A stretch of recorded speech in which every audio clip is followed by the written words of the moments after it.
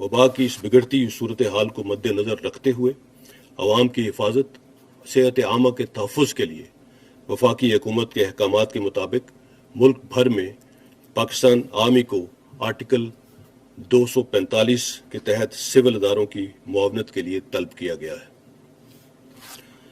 عوام کا اعتماد افواج پاکستان کا اثاثہ ہے۔ آزمائش کی اس کڑی میں پاکستان آرمی اپنی تمام تر صلاحیتوں کو بروئے کار لاتے ہوئے عوام کی صحت اور حفاظت کے لیے ہر ممکن اقدام اٹھائے گی اور ملک کے طول و عرض میں ہر کونے تک پہنچ کر عوام کی حفاظت کو یقینی بنائیں گے۔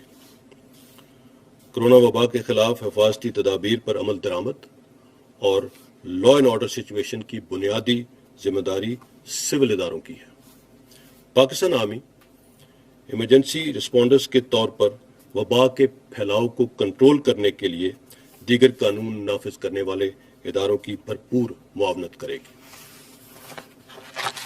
آج صبح 6 بجے سے ملک کے طول و عرض میں ہر ضلع کی سطح پر آرمی ٹروپس سول اداروں کی مدد کے لیے پہنچ چکے ہیں۔ آرٹیکل 245 کے تحت ملک بھر میں ہر ایڈمنسٹریٹو ڈویژن کی سطح پر ایک ٹیم تعینات کر دی گئی ہے۔ تمام ڈویژنز کی سطح پر اس ٹیم کی سربراہی بریگیڈیئر رینک کے آفیسرز کریں گے۔ ہر ضلع کی سطح پر لیفٹیننٹ کرنل کی سربراہی میں آرمی ٹروپس سول انتظامیہ کی مدد کے لیے پہنچ چکے ہیں۔